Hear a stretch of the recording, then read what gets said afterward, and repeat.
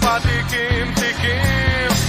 Pinilit kong gustuhin, bisyo'y nagsimulang lumalim, kaya ngayon ang hirap tanggalin.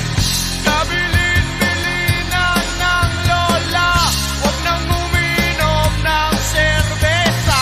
Ito hindi inuming pang bata, mag-soft drinks ka na lang muna. Pero ngayon ako'y matanda na, lola pahingin ang pangtoma.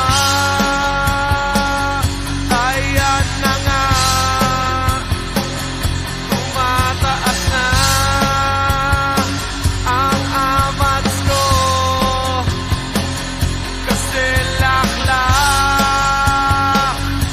maghapon magdamag.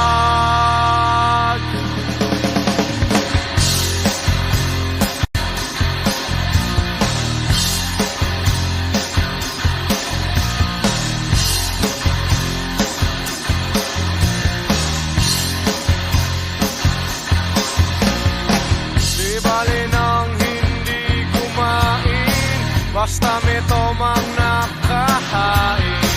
Ang sabi ng lasing